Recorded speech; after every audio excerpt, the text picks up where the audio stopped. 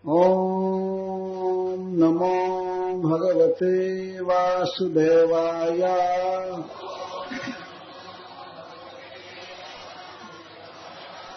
ॐ नमो भगवते वासुदेवाय।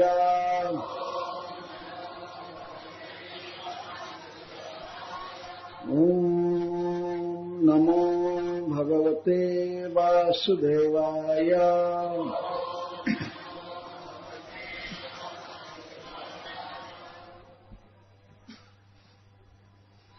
अध्याय 43 श्लोक 36 से चलता है।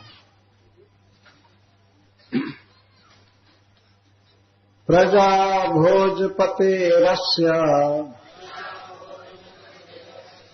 वयं चापि वनेचरः कर्वाम प्रियं नित्यं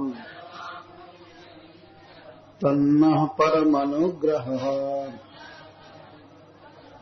बाला वयं तुल्यबलैः क्रीडिष्यामो यथोदिताम् भवेन्नियुद्धं माधर्मः स्पृशेन्मल्लसभासदः। चारुण उवाच न बालो न किशोरस्त्वं बलश्च बलिनाम्बरः। लीलये भो हतो येन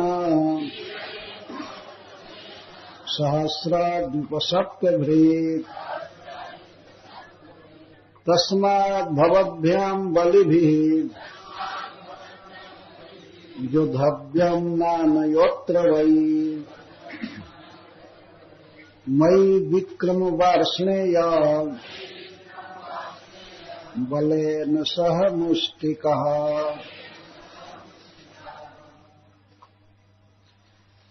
एवं चर्चित संकल्पो भगवान् मधुसूदनः आससादथ चारुणम् मुष्टिकं रोहिणीसुतः।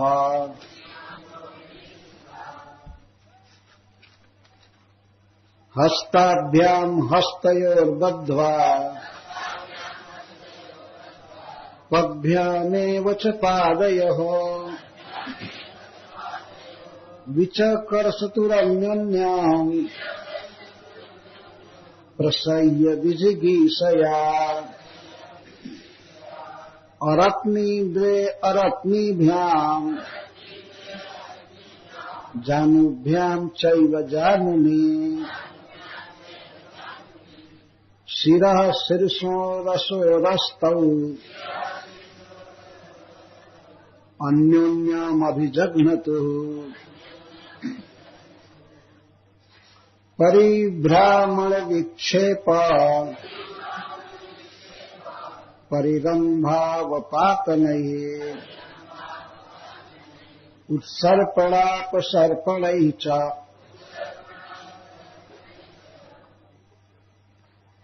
उत्सर्पणापसर्पणैः चानुन्यं प्रत्यवरुन्धताम्। उत्थापनैरुन्नयनैः चालनैः स्थापनैरपि परस्परं जिगीषन्तौ अपचक्रतुरात्मनः। तद्बला बलवद्युद्धं समेतः सर्वयोषितः।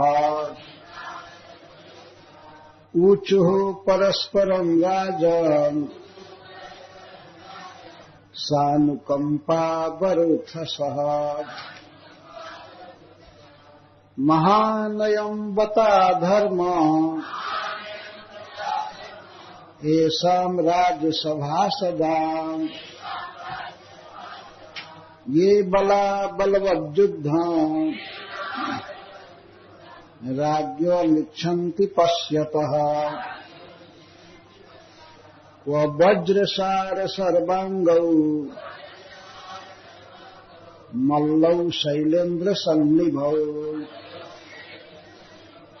क्व चाति सुकुमारांगौ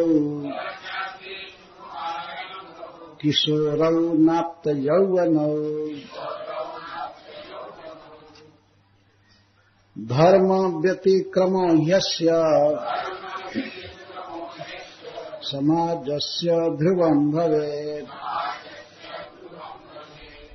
यत्र धर्मः समुत्तिष्ठेत् न स्थेयं तत्र कर्हिचित्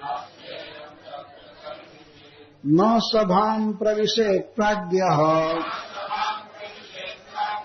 सभ्य दोषाननुस्मरान् अब्रुवन् विब्रुवन् अज्ञो नरः किल विषमश्नुते वल्गतः शत्रुमभितः कृष्णस्य वदनाम्बुजम् वीक्षताम् श्रमवार्युक्तम् पद्मकोशमिवाम्बुभिः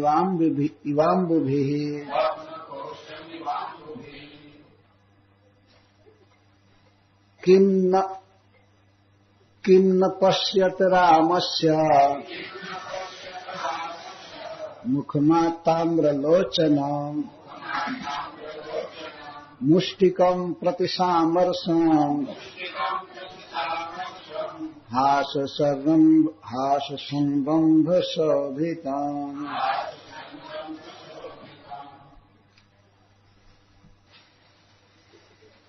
प्रजा भोजपते है भोज वंश के राजा अस्य इनके कंस के वयम् हम च और अपि भी वनेचरः वन में रहने वाले वृंदावनवासी करवामो करते हैं प्रियम प्रिय नित्यम नित्य तत् वह आज्ञा देना न हम लोगों पर परम श्रेष्ठ अनुग्रह कृपा है।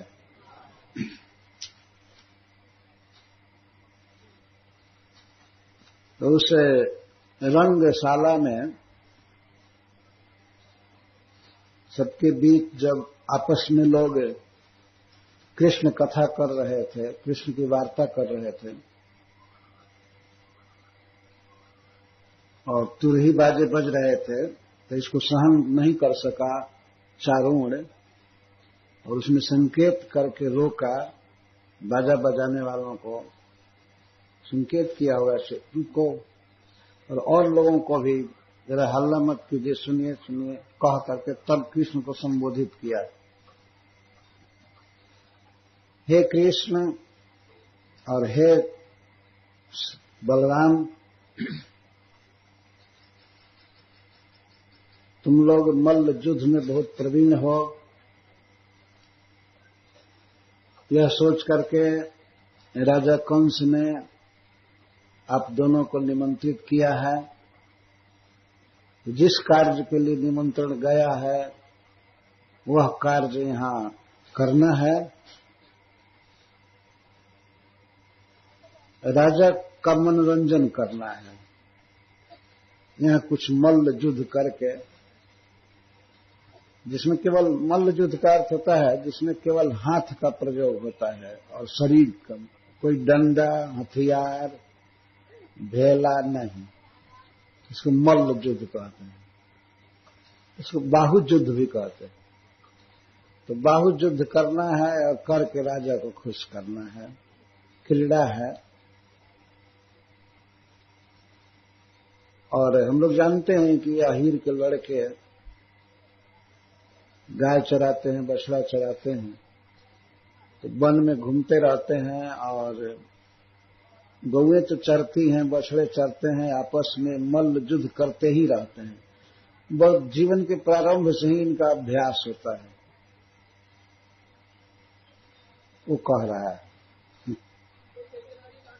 तो अभ्यास रहता है, इसलिए ये नहीं कह सकते कि हम लोग नहीं जानते हैं।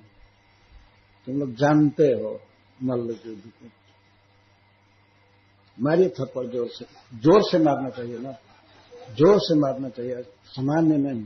किस तरह सो रहे हो, खड़ा हो जाओ, खंभे के पास खड़ा हो जाओ, खड़ा हो जाओ। इस तरह से सोना नहीं, खड़ा हो जाओ, कह रहा हूं ना, खड़ा हो जाओ खंभे के पास। उसका चेहरा देखिए, अभी सो रहा था।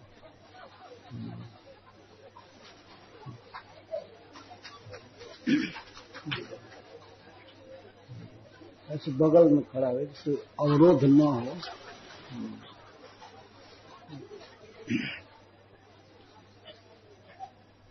थोड़ी भी रुचि नहीं है भगवान की वार्ता में, देखिए केवल गाने को मिलना चाहिए।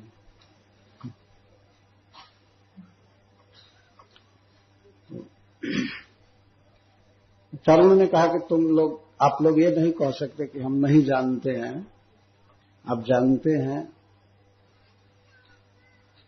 तो हम लोग करें राजा का मनोरंजन। राजा की आज्ञा का पालन करने से बहुत लाभ होता है, मंगल होता है, और नहीं किया जाता है तो फिर विपरीत होता है। तो उसने साफ कह दिया, अपने आप ही जोड़ी बंध दिया, किसके साथ कौन लड़ेगा। मई विक्रम वार्ष्णेय,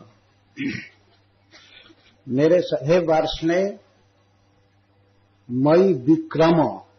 विक्रम का अर्थ है कि मुझ पर तुम पराक्रम करो।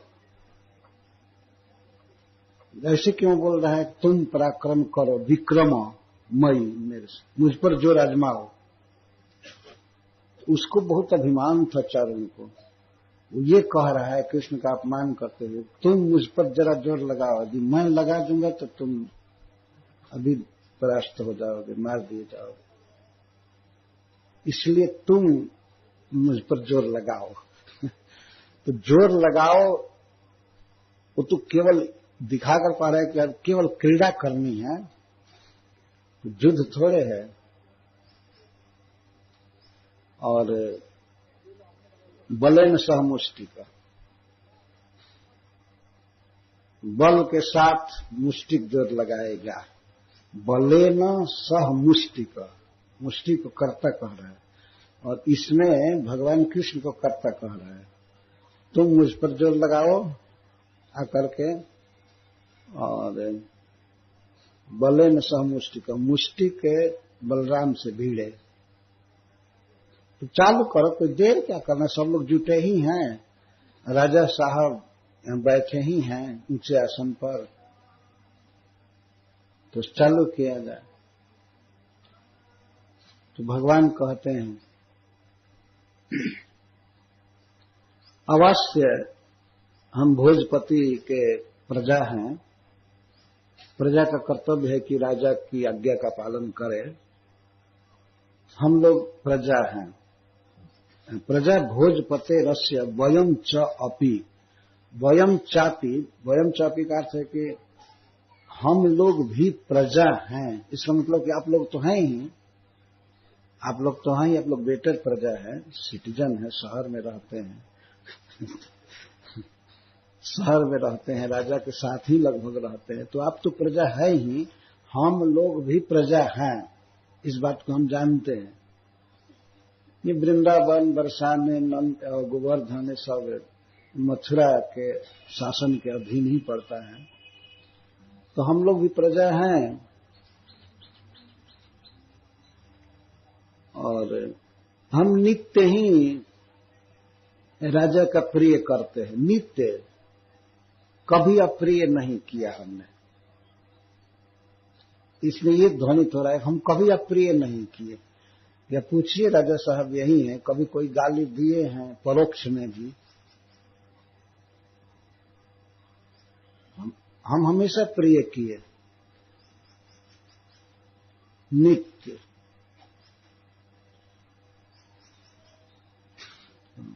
लेकिन एक बात कहनी है, अच्छा ये भी कहे कि ये तो हमारे लिए राजा का बहुत बड़ा अनुग्रह है, इनकी कृपा है कि वे हम लोगों को आज्ञा दें कुछ करने के लिए। अगर राजा किसी को डायरेक्ट आज्ञा देता है ये करो, तो ये उस व्यक्ति का भाग्य है वास्तव में। भगवान ये कह रहे हैं, कोई बड़ा व्यक्ति राष्ट्रपति या प्राइम मिनिस्टर डायरेक्ट कहे कुछ करने के लिए, तो इसका मतलब उसी दिन सरकारी आदमी हो जाएंगे। वो कह रहा है करने के लिए, तो ये तो बहुत भारी अनुग्रह है कि हम लोगों को कुछ आज्ञा मिले राजा साहब के द्वारा। तो आज्ञा हुई ही है, आप जैसा कह रहे हैं, हम तैयार हैं, मनोरंजन के लिए हम तैयार हैं।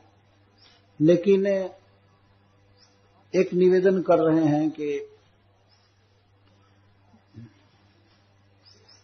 हम बाला वयम, हम लोग बच्चे हैं, हम और श्री राम और भी जो गोप आए हैं उनके विषय में भगवान कहते हैं वयम बाला।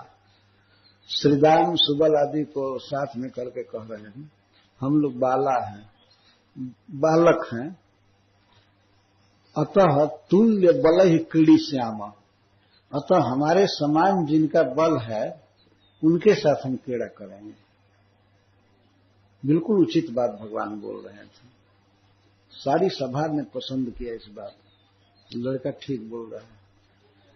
तो बाला वयम तुल्य बल क्रीड़ी श्याम जथोदित भवे निजुद्धम। तो हम बच्चे हैं।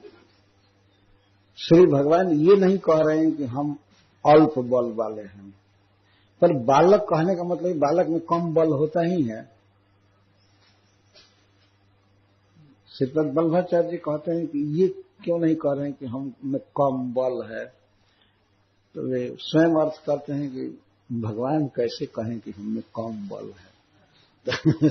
समस्त बल के आश्रय श्री भगवान हैं, तो इसलिए बाला कहे और अपना बाल स्वरूप प्रकट किए ही हैं,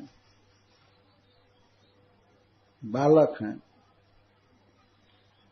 तुल्य बल ही क्रीडिश्याम, तुल्य बल ही सह क्रीडिश्याम, हमारे तुल्य जिनका बल है, ये यहां सामने बैठे हैं श्री राम सुबल, ये लोग बैठे हैं, इनके साथ हम क्रीड़ा करेंगे। जथोदितम मल्ल युद्धम निजुद्धम मां अधर्म अस्पृश्य। तो जथोदितम जैसा उदितम कथितम, शास्त्र में जैसा कहा गया है कि मल्ल युद्ध कैसे करना चाहिए, उसके नियम के अनुसार होना चाहिए। मल्ल युद्ध नियुद्ध होना चाहिए, और ऐसा युद्ध होना चाहिए जिससे कि अधर्म का स्पर्श न होने पाए। यहां स्पर्श का अर्थ केवल टच ही नहीं है, स्पर्श का अर्थ अभिभूत कर लेना, दबा लेना। ये नियुद्ध हो, बाहुयुद्ध हो, लेकिन जथोदितम, जथा कथितम, जैसा नियम है उसके अनुसार होना चाहिए। और अधर्म नहीं होना चाहिए। दोनों बात भगवान कर रहे, अधर्म नहीं होना चाहिए। अधर्म का मतलब शास्त्र के विरुद्ध नहीं होना चाहिए। एक आचार्य अर्थ करते हैं कि मां शब्द को अलग करके और धर्म को अलग करके, युद्ध हो लेकिन धर्म का स्पर्श नहीं होना चाहिए। भगवान की वाणी में भी है, अगर धर्म से युद्ध होगा तो भगवान नहीं मारेंगे उन लोगों को। केवल कुश्ती लड़ना होता है तो भगवान मारेंगे कैसे? कुश्ती में मारा जाता है किसी को। इसीलिए यह भी अर्थ है कि जैसे कि धर्म न टच करे थोड़ा भी, पूरा धर्म से युद्ध हो तब मैं मारूंगा, ये अर्थ था।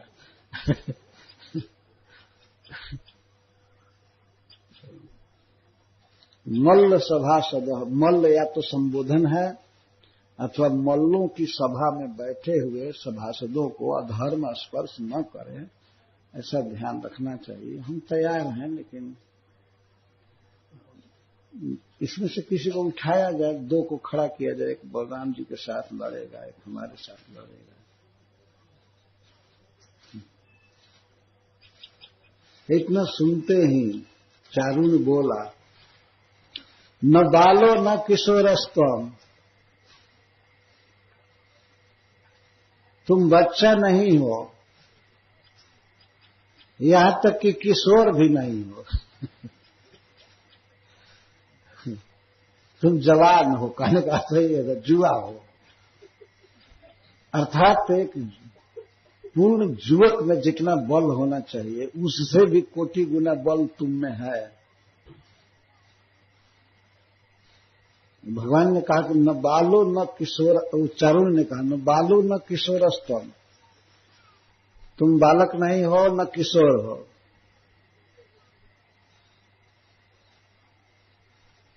और तुम, और फिर कह रहे बलश्च, और बलराम भी, वो भी बच्चा नहीं है, किशोर नहीं है। ठीक, अगर बच्चा नहीं है, किशोर नहीं है, मान लीजिए जवान ही है, तो कहाँ पहलवान और कहाँ जवान से नहीं, बलिनाम बड़ा, तुम और बलराम बलवानों में सबसे श्रेष्ठ। इस तरह की बात मत करो कि हम लोग कमजोर है, तुम्हारा बल बहुत है, और इसका प्रत्यक्ष प्रमाण है। इस रंगभूमि के द्वार के बाहर ही कुबलया पीड़ पड़ा हुआ है मर करके, तुमने मारा ना, और लीला पूर्वक मारा। कहीं हाथी तमाचा से मरता है, और एक बच्चा सूंड पकड़ कर ऐठ दे और गिर जाएगा। कोई हुआ, वो भी कुबलया पीड़। तो यह मजाक नहीं कर रहा हो रहा है। इस सभा लगे हुए वास्तव में राजा साहब बैठे हैं, और कुछ उचित बात बोलो, वो भी सुन रहे हैं, कंस भी सुन रहे हैं, और सब सभासद सुन रहे हैं। आप ही लोग बताइए, कुबलया पीड़ हाथी को जिसने मारा, ये बच्चा है, ये किशोर है? वे लोग तो कुछ बोल नहीं रहे थे। लेकिन वो तो देखता ही होगा सब तरफ की, हमारी बात क्या गलत है और कृष्ण की बात सही है, उसकी बात गलत है, हम सही बोल रहे हैं। वो तो थोड़ा शंकित हो गया कि कहीं नहीं लड़े तब तो काम ही नहीं होगा, इनको मारना है। कह रहे कि हम बच्चों से दंगल करेंगे। तो न बालो न किशोरस्तम बलश्च बलिनाम बल, लील ये भो हतो जेना सहस्र द्वीप सत्व भृत। कुबलया पीड़ में सहस्र द्वीप सत्व, सहस्र, यहां सहस्र से सहस्राणाम, सहस्रों हाथियों का बल कुबलया पीड़ में था। द्वीप, जो द्विबारम पीबती थी, द्वीप जो दो बार पीता है, जिसको द्वीप कहते हैं। एक बार सूंड में पानी खींचता है, पीता है, और सूंड से लेकर के मुंह में डालता है, दो बार पीता है, इसको द्वीप कहते हैं। तो दीर्घकार वाला द्वीप नहीं, द्वीप उसको कहते हैं, यह है द्वीप। 10,000 हाथियों का बल रखने वाला कुबलया पीड़ मार दिया गया, जिसके द्वारा खेल खेल में वह बच्चा कैसे हो सकता है, तो किशोर कैसे हो सकता है? उनको तो ये सब सुनाई पड़ा था, कुबलया पीड़ का वध कर दिया, जाकर देखे भी होंगे, जो भी है। लेकिन भगवान की बालोचित लीलाएं, किशोर अवस्था की लीलाएं, ये सब उनको तो समझ ही नहीं पाते थे। और सभा में जब भगवान आए तो वो भी बहुत गठीले शरीर वाले, बड़े शरीर वाले दिखाई दिए, वज्र के समान कठोर। इसलिए चारुण जो भी बोल रहा है वह कोई इस विषय में फालतू नहीं बोल रहा है। अवश्य यह बात है कि वो युद्ध करके और कृष्ण बलराम का वध करना चाहता है। तो कहा कि अब ज्यादा नहीं बोला, कहा कि बस बात बंद कीजिए, ये मत कहिए कि हमें बल नहीं है। तस्मात् भवद्भ्याम बलि भी जो धव्यम नामयोत्र वही, इसलिए भवद्भीर बलि भी बहुवचन में बोल रहा है, द्विवचन में नहीं। तो आदर के लिए बोल रहा है। आप बलवानों के साथ युद्ध न अनय, अन्याय नहीं, अनीति नहीं है। यहां इस रंगशाला में, मथुरा में आप जैसे बलवानों के साथ युद्ध हो हम लोगों का, तो न अनय, यह अनुचित नहीं, अन्याय नहीं है, अनीति नहीं। तो बस अब देर मत कीजिए, मेरे साथ मुझ में आप अपना बल आजमाइए। और बलराम के साथ मुष्टि को इशारा किया, तो चलो भाई, लंगोटा कस ही लिए हो।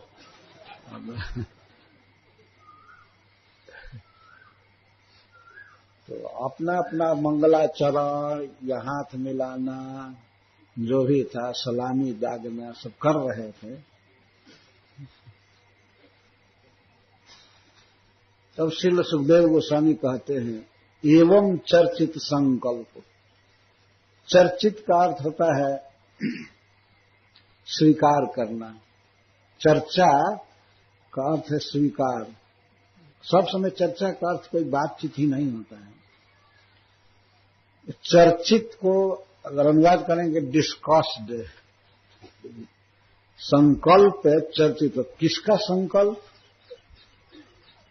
चारुण का संकल्प भगवान ने स्वीकार कर लिया। और वास्तव में चारुण का संकल्प नहीं था, कृष्ण अपने ही संकल्प को करने के लिए तैयार हो गए। चर्चित संकल्प। भगवान भी वृंदावन से सोच करके आए थे कि चल करके कंस का और इन मल्लों का, जितने दुष्ट हैं उनका वध करना है। वो संकल्प दूसरा ही बोल रहा है, तो उसको इन्होंने स्वीकार कर लिया। चर्चित संकल्प। भगवान जो समस्त बल और ऐश्वर्य से युक्त है, यदि वे संकल्प मात्र से मार सकते थे, लेकिन भगवान है, परम क्रीड़ा परायण है, खेल करना चाहते हैं, मल्ल क्रीड़ा वे करना चाहते हैं। अन्यथा जिन्होंने मधु दैत्य का विनाश किया था, उनके लिए इन पहलवानों से लड़ना, देर करना, देर करके मारना, पर प्रभु बहुत कौतुकशील हैं, स्वीकार कर लिया। भगवान मधुसूदन स्वीकार कर लिए, अपना जो संकल्प था उसी को बोला, उन्होंने स्वीकार कर लिया। और अथ चारुणम आससाद, और वे बाहों विस्फोट करते हुए कछनी काश लिए थे ठीक से, और वेशभूषा वही थी। ऐसे माला वगैरह को कम कर लेते, जैसे लटकी हुई माला को हम लोग ऐसे कर लेते हैं दोबारा, ऐसे तो जो भी था किए, अथवा जो माला उतारना था उसको उतार लिए। और इसके बाद स्वयं भगवान ही गए चारुण के पास। चारुण तो अखाड़ा में ही खड़ा था, और अखाड़ा, एक बात मैं भूल गया, अखाड़ा ऊंचा पर बनाया गया था, जहां सभी मंच वालों को सामने से दिखाई दे अच्छा तरह।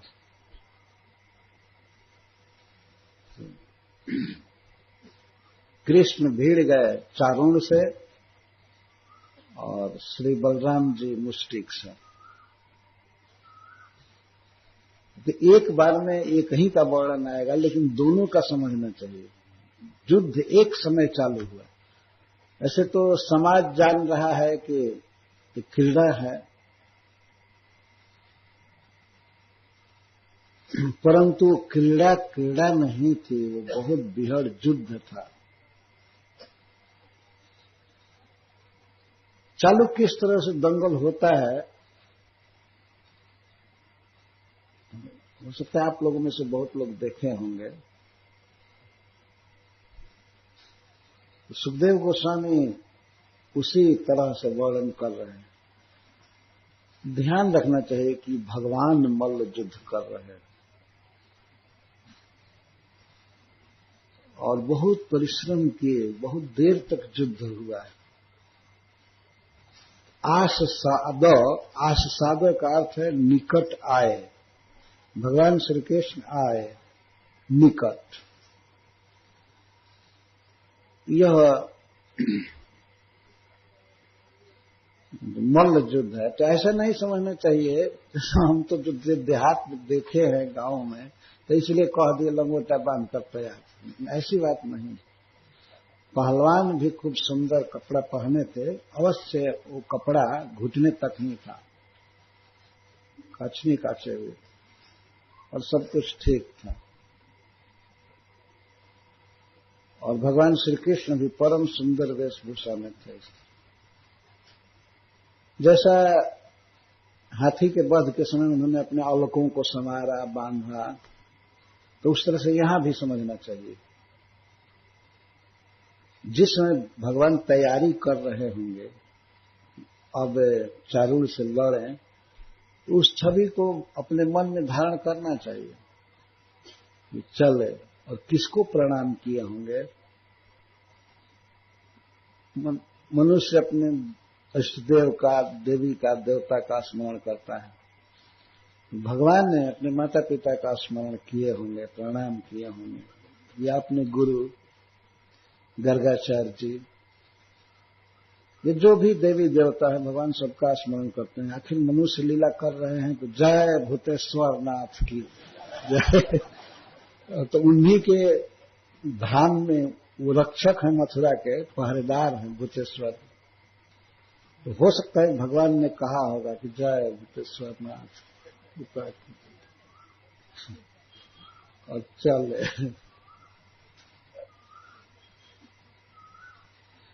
तो चारों से श्री मधुसूदन भिड़े और मुष्टिक से श्री राम।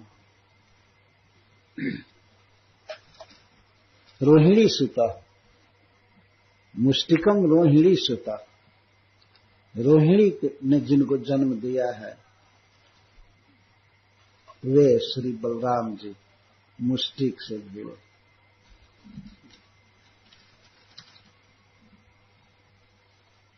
भगवान अशेष ऐश्वर्य संपूर्ण इति सद्य इच्छा मात्रेण तद्वध सामर्थ्यम सूचितम।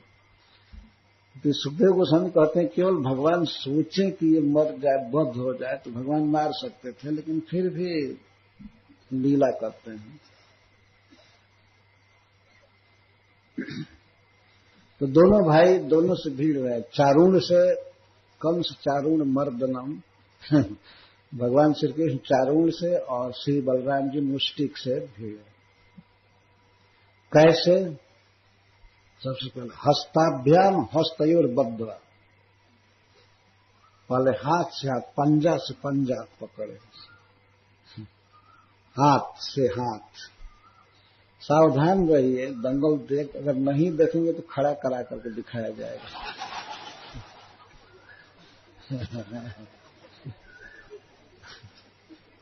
बोले हस्तयोर हस्ताभ्याम हस्तयोर बद्ध,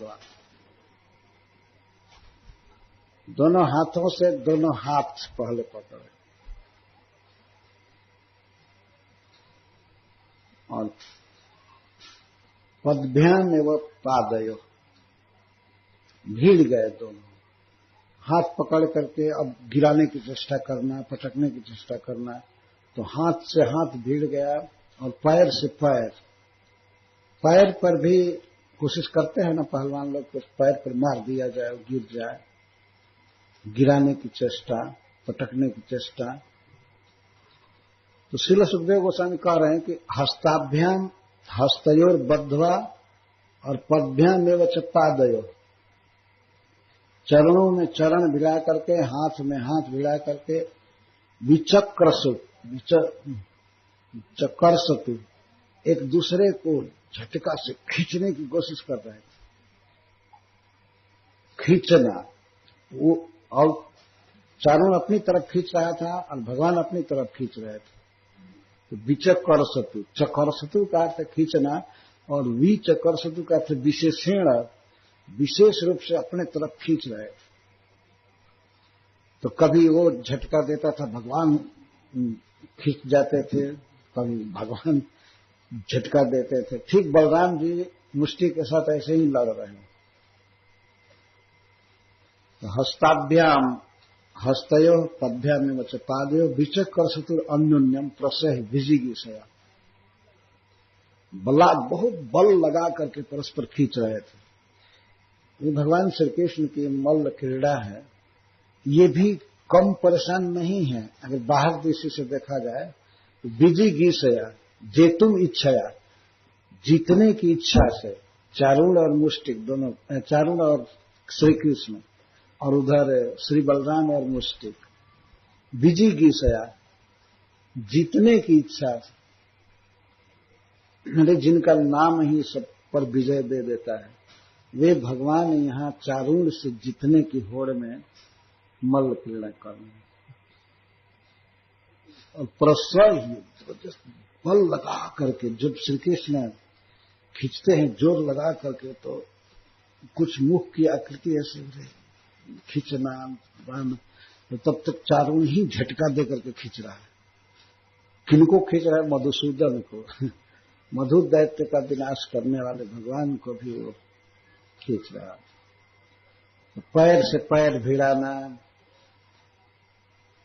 ये मल्ल युद्ध में चलता है। बहुत देर तक पकड़े रहते हैं, खींचते हैं, कई बार इधर उधर झटका देना, दाव पेच मारना चाहते हैं। दाव मारने के लिए पैर से पैर का भिड़ाना जरूरी है।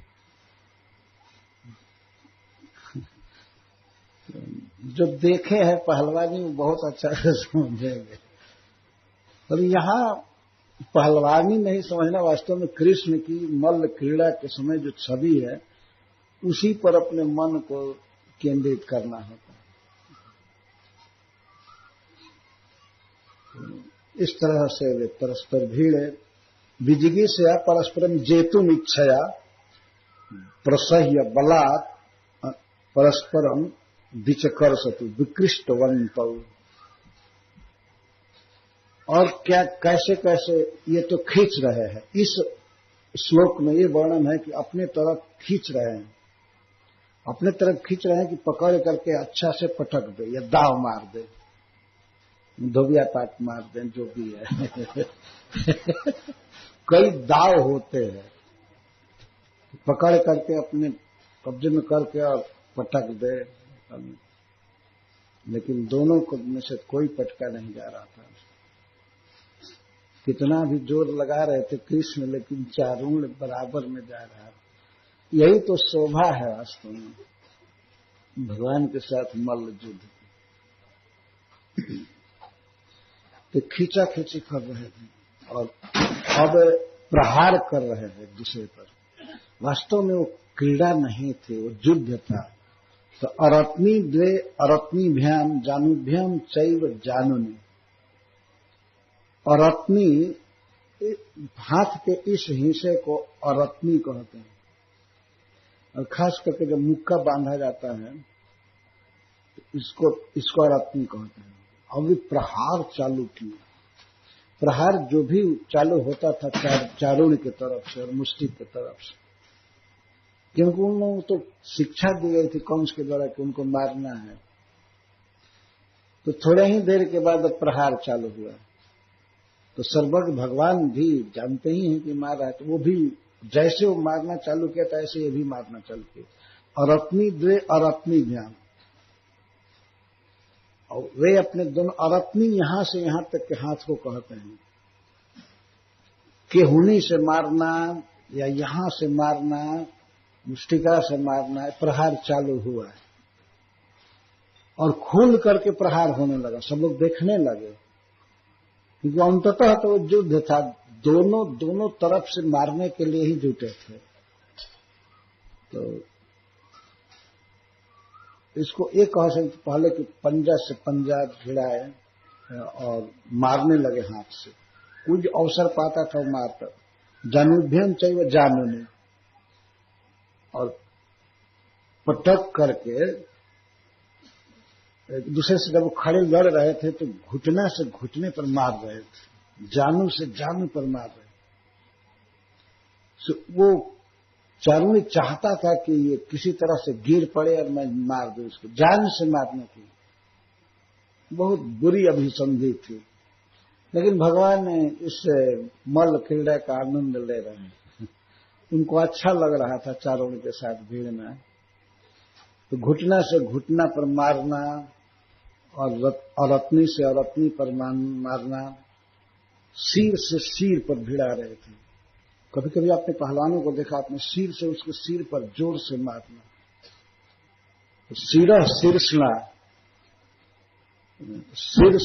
सिर से सिर पर मारते थे, प्रहार करते। अभिजघनतु सब जगह लगेगा। और उर्सा उरह, और छाती से छाती भिड़ा करके उससे भी प्रहार करते थे। अवसर पाने पर एक दूसरे को मसल देना चाहते थे। तो सुखदेव गोस्वामी कहते हैं, अरत्नी से अरत्नियों पर, जानू से जानू पर, सिर से सिर पर और छाती से छाती, उर्सा उरह, उर्सा उरह मैंने छाती से छाती भिड़ा रहे थे, मार रहे थे। तौ का अर्थ है कृष्ण चारुणव और मुष्टिक रोहिणी सुतव। तौ दो जोड़ी लड़ रहे थे, तो अन्योन्यम अभिजघनतु, एक दूसरे पर प्रहार कर रहे। चालू हो गया खुल करके युद्ध। पहले क्रीड़ा चालू हुई थी, लेकिन यहां इस श्लोक में आप देख रहे हैं कि अभिजघनतु, अभि का अर्थ है अभी तक, जहां अवसर मिलता था जैसे भी सब तरह से अब मार चालू हो ही गई। केवल इतना ही मार नहीं है कि डंडा नहीं है, कोई अस्त्र शस्त्र नहीं है, लेकिन हाथ से, पैर से, सिर से, छाती से, जैसे तैसे लगे मारने एक दूसरे।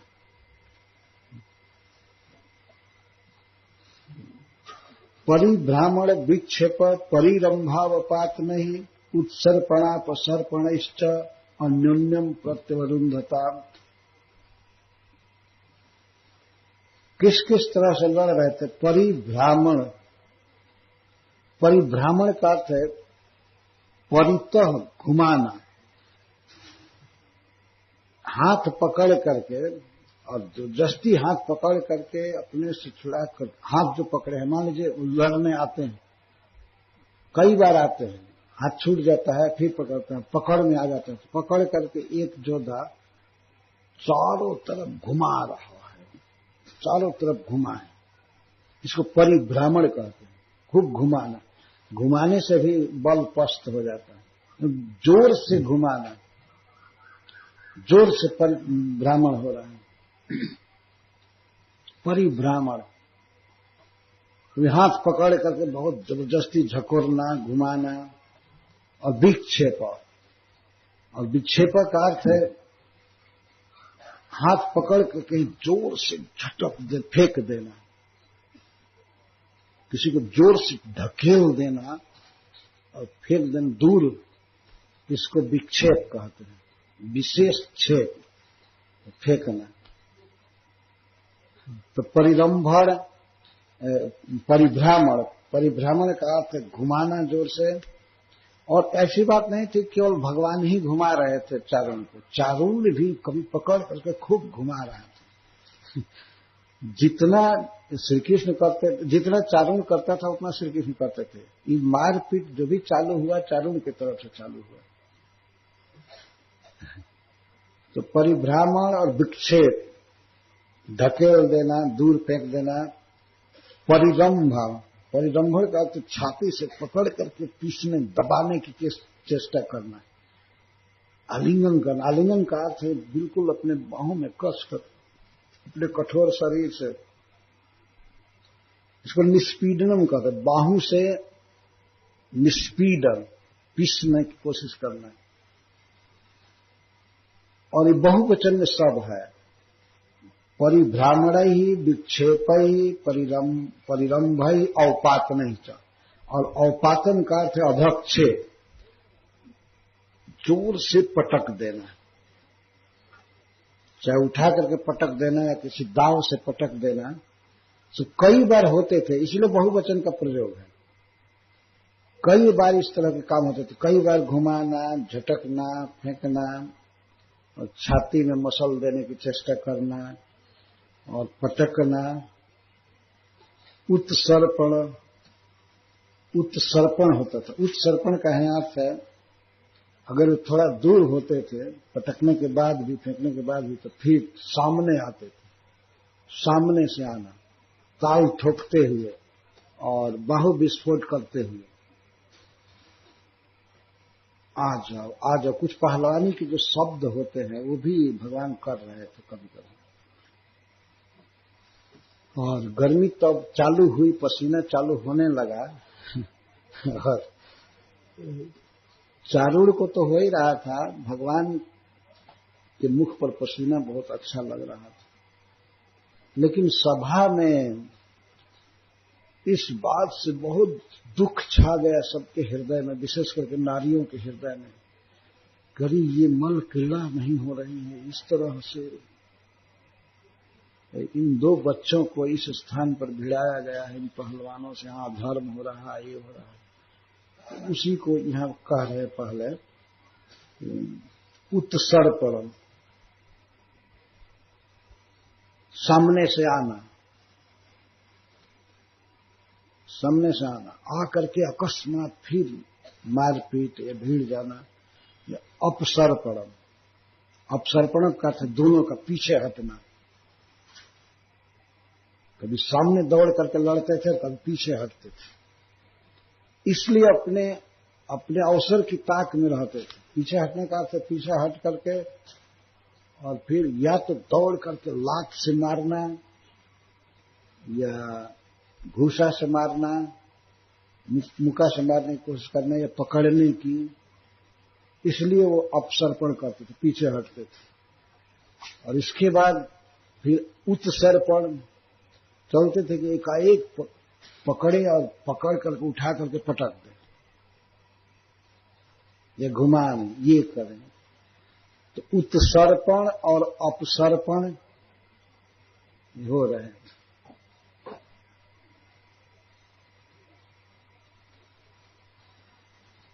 सोने वाले को यहां उठाकर खड़ा कर दिया जाएगा, समझे ना। यह एक अपराध है वास्तव में। सावधानी से सुनना चाहिए। अगर नहीं सुनने की इच्छा है तो जाकर सो जाना चाहिए कहीं। तो उत्सर्पण, उत्सर्पण का अर्थ है सामने से आते हैं तो एक दूसरे को सब जगह लगेगा, बिजगी से या जीतने की इच्छा से, मारने की इच्छा से। और इतने शब्द निकल रहे हैं मारने के। आगे वर्णन आएगा कि जब भगवान ने मारना चालू किया चारुण को तो उसका सारा अंग टूटने लगा। जिसमें भगवान अपने तरफ से चालू नहीं किए थे, तो केवल हाथ से हाथ, पैर से पैर मिला करके जितने की इच्छा कर रहे थे, उसको पटकने की इच्छा। लेकिन जितना भी फाउल काम था वो चारुण चालू किया और मुष्टिक चालू किया।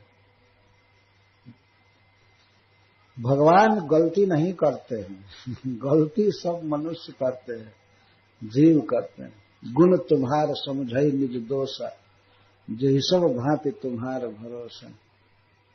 वाल्मीकि जी कहते हैं कि जो भक्त है वो गुण सब आपका देखता है और दोष अपना मानता है। दोष जीव का है।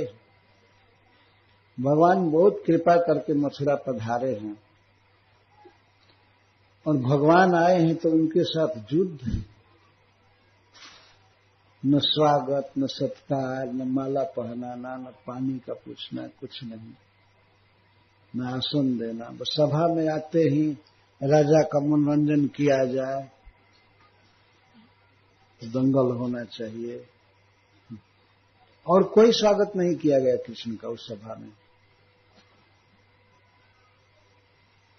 तो भगवान भी तो चाहते ही थे कि ये हो।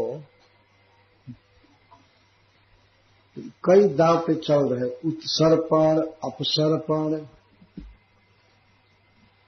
इस तरह से प्रत्यवरुंधता, एक दूसरे को अवरुंधता, अपने बस में करने की कोशिश कर रहे थे। अवरुंधता, पराजित करने की चेष्टा कर रहे थे।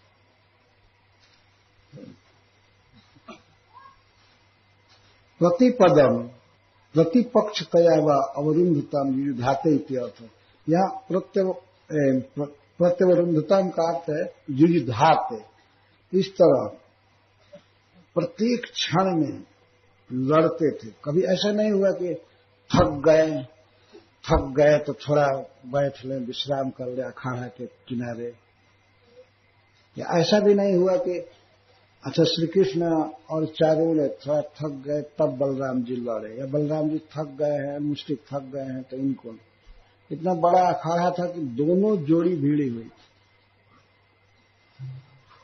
निरंतर जो प्रति अवरुंधता का यही अर्थ है, निरंतर लड़ रहे थे। और प्रत्येक दाव पेच की बारंबार आवृत्ति हो रही थी। इसीलिए श्री सुखदेव गोस्वामी सब बहुवचन में वर्णन कर रहे हैं। और उत्थापन ही, उत्थापन का अर्थ है उठाना। कोई योद्धा कोई अपने घुटना को और बांह को जमीन पर रह करके चिकट करके बैठ जाता था, ऐसा होता है। तो अगर जो उसको उठा ले तो उसकी विजय मानी जाती है। चित कर दे, उतान उसको कर दे तो माना जाएगा कि उसने वो जीत गया। तो जो बैठा हुआ है या लेटा हुआ है, घुटने को चिपका करके जमीन से और बांह को भी ऐसे करके, तो दूसरा उसे उठाने की चेष्टा कर रहा है। चाहे वो पकड़ करके बांह ममोरे, चाहे जैसे तोड़े, उसको उतान करना चाहता था। इसको उत्थापन करते, या उठा लेना, दोनों हाथों से उसको ऊपर उठा लेना, उत्थापन। और ये दोनों को कर रहे थे। कभी चारों नीचे हो जाता था, उत्थान नहीं हो पाता, चित नहीं हो पाता था, तो श्री कृष्ण कोशिश कर रहे थे उसकी बाह को पकड़ करके, चाहे पैर को पकड़ करके, गर्दन पकड़ करके, या उसके कांखों में बाह घुसार करके उसको उठाना चाहते थे। और कभी श्री कृष्ण ऐसे होते थे तो चारूण इस प्रयास में हो जाता था। उठाने में ये ध्यान नहीं था कि नहीं ये बाह मुरक जाएगा, पीड़ा हो जाएगी, मोच आ जाएगा। जहां जान मारने की नियत है वहां मोच आ जाए, इसका कहां ध्यान। तो जो जमीन से सट करके पड़ जाता था वो नहीं उठता था, और उसका विपक्ष उसको उठाने की कोशिश करता था। अनेक बार इसको उत्थापन कहते हैं, और उन्नयन, उत्नयन। और कभी कभी किसी को पकड़ करके और ऊपर उठा लेते थे, ऊपर। ऐसे योद्धा को, श्री कृष्ण को चारों ऐसे पूरा उठा कर पकड़ कर दिखाता, वह सब खत्म ही हो गए। ऐसे उत्थापन, उन्नयन कहते हैं, उत्नयन। और कभी श्री कृष्ण चारों को ऐसे करते हैं, एक दूसरे को मारने की नियत से ये सब हो रहा है। और उस सभा में कोई भी व्यक्ति प्रतिकार नहीं कर रहा था कि ये सब क्या हो रहा है, ये मल्ल क्रीड़ा हो रही है कि ये मल्ल युद्ध हो रहा है, महाभयंकर युद्ध हो रहा है, क्रीड़ा हो रही है। और ऐसे लेना, ऊपर उठाना, उठा करके जोर से अखाड़ा में पटक देना, ऐसे होता था। चारूण भी कई बार भगवान को पटका और भगवान तो उससे ज्यादा ही पटके। इस तरह से तो भगवान का तो चिन्मय श्री विग्रह स्पिरिचुअल है, उसे पानी में डुबाओ चाहे पटको या कुछ भी करो, कुछ होने वाला नहीं। लेकिन चारूण को जब ऐसे भगवान करते थे तो वो थोड़ा हताश होता था। लेकिन अभी भगवान क्रीड़ा करना चाहते थे, इसीलिए कम वेग से पटक रहे थे। तो उन्नय नहीं, चालन नहीं, चालन। चालन का अर्थ होता है कोई कंठ पकड़ लिया है, मान लीजिए जैसे अपने हाथों से किसी कंठ को पकड़ लिया है या ऐसे पकड़ लिया है, हाथ से पकड़ लिया है, तो उसको छुड़ाना चाहता था। उसके बाह को मड़ोड़ करके या हटा करके या दांत से काट करके उसको अलग करना चाहता है, इसको चालन कहते हैं।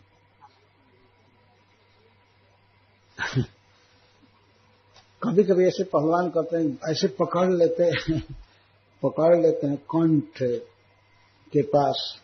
तो खैर इधर के पहलवान तो जान से मारना नहीं चाहते हैं, लेकिन ये चारूण और कृष्ण दोनों एक दूसरे की जान लेना चाहते थे, तो पकड़ लेते किटकिटा करके तो वो छुड़ाने की कोशिश करता है और सारी उसको चालन कहते, पकड़ से मुक्त होना। स्थापन ही रखी और स्थापन करना।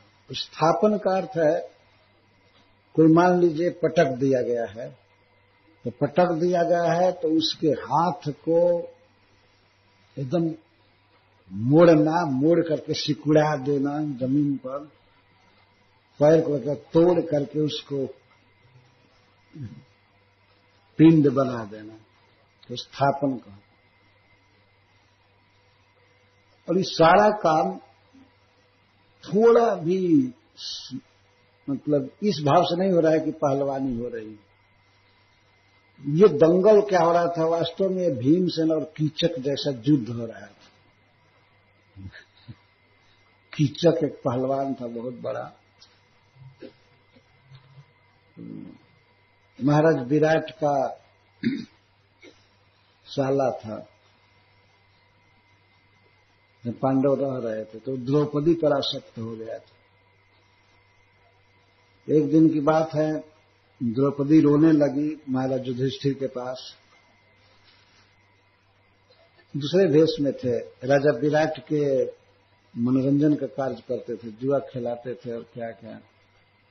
तो एकांत में रोने लगी जब द्रौपदी कि हम पर कुदृष्टि किया है कीचक।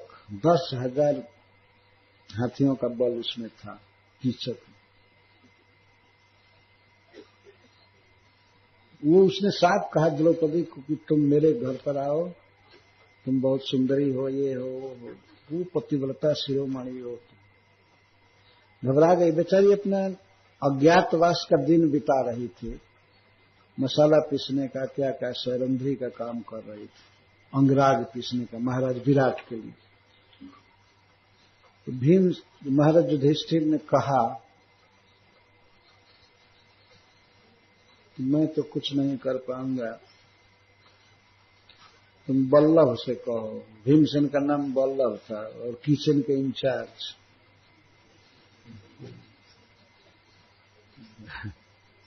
रसोई विभाग।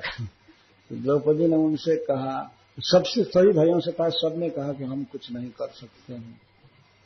तो जब बल्लभ से कहा, वो भीमसेन से, नाम बदल करके भेष बदल कर रहते थे, काम बदल कर, तो उसने कहा कि ठीक है, जो दिन में लड़कियां डांस करती हैं इस शहर में, एक नृत्यशाला था बताए, रात को पूरा भवन खाली रहता है, तो तुम्हें अपनी साड़ी मुझे दे देना। द्रौपदी को कहे, स्पेयर साड़ी रहता ही है, साड़ी दे देना, मैं वो पहन करके उस भवन में जाऊंगा और उसको वो स्थान निश्चित कर दो, डेट कर दे दो कि मैं वहां पर आऊंगी, आप वहां पर आइए। कीचक से कह दिया द्रौपदी ने कि वहां जहां लड़कियां नृत्य करती हैं वो भवन खाली रहता है, वहां आप आइए, वहां बेड भी रहता है, खाली है। तो भीमसेन साड़ी पहन कर जाकर सो गए। तो उसका तो दिन बीतने में लगा कि कल्प बीत गया। कीचक कब सूरज डूबेंगे, कब रात होगी और कब द्रौपदी से सैरंध्री से मिलूंगा। काम से बिल्कुल उन्मत्त। जब गया रात में दीपक नहीं जल रहा था, जलाना भी नहीं था।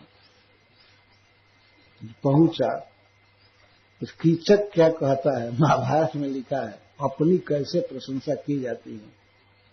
कभी कभी हमारे नगर में अंतःपुर में विशेषकर स्त्रियां बहुत हमारी प्रशंसा करती हैं, कहती हैं कि आप बहुत सुंदर हैं, बहुत मेरी सुंदरता का बखान करते होते। वो जान रहा है कि द्रौपदी सोई है और भीमसेन से कह रहा है, बहुत दिनों से मेरी लालसा थी, तुम्हारे सौंदर्य पर मैं लट्टू था, लेकिन ये वो तो ऐसा कह करके बाह पकड़ा। तो द्रौपदी की बाह नहीं थी, भीमसेन की बाह थी। बाह पकड़ा ऐसे और अपनी प्रशंसा करते हुए, द्रौपदी के सौंदर्य की प्रशंसा करते हुए। बहुत महाभारत में लिखा गया है कि भीमसेन बोले, हाँ आपने अनेक स्त्रियों का संग किया होगा, एक होगा, लेकिन इतना कोमल स्पर्श आपको नहीं मिला होगा। और बस इसके बाद साड़ी हटा करके और उसको उठा करके पटके। कोई अस्त्र शस्त्र तो था नहीं। महाभारत में यही लिखा गया है। तो उठा करके पटके तो वो भी तो वीर था ना, वो लड़ाई करने लगा, भीड़ गया। अब भीमसेन, लेकिन भीमसेन तो अद्भुत योद्धा थे, भगवान की शक्ति उनमें थी। उसको पटके और पटक करके उसके रात में हाथ को ऐसे दबाए कि हाथ यहां का सब यहां घुस गया। हाँ हाथ और सिर को दबा दी, बिल्कुल यहां सट गया गर्दन, और पैर को भी बिल्कुल भीतर पैर में कर दिया। इस तरह से उन्होंने मार दिया और मार करके फिर चले गए किचन के अपने क्वार्टर में।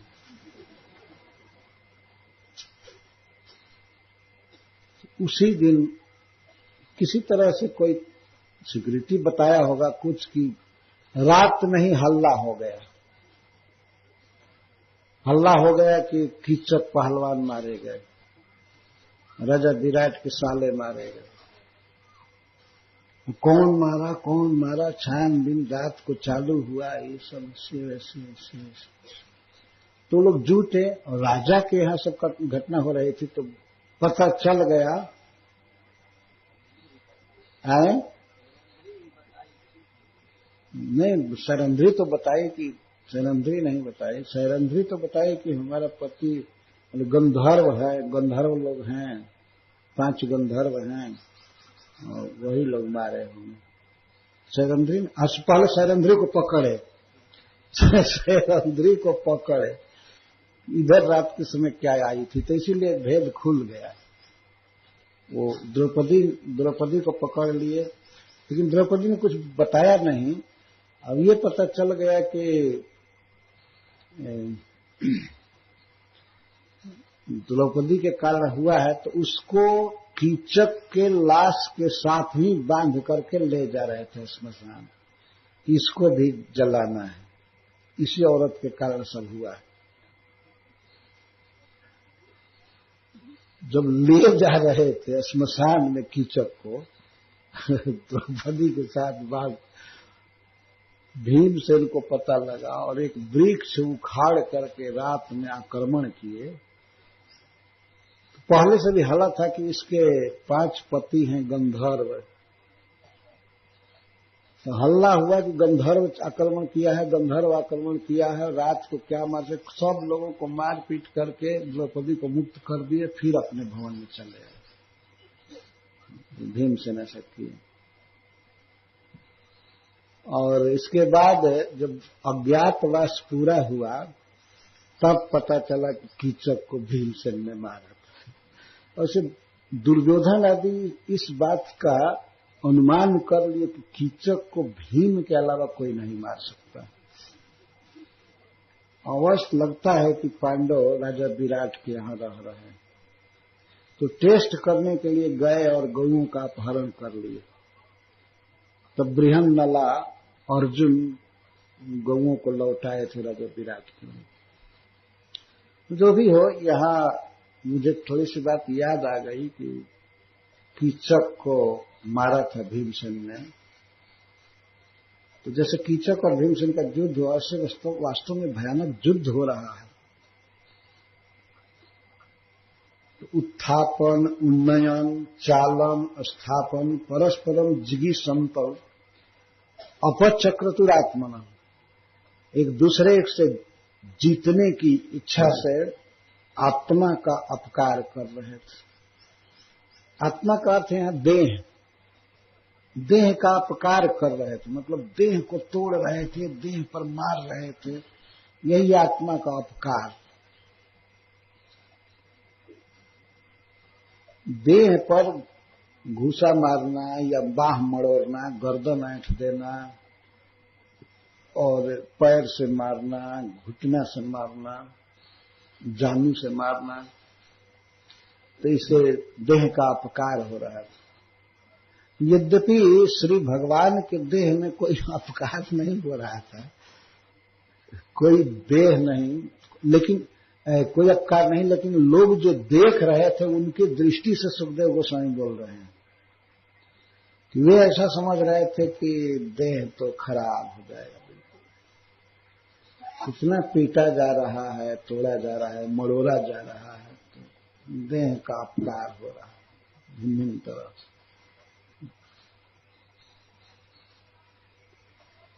अपक्रतुरात्मना, आत्मा का अपकार कर रहे थे।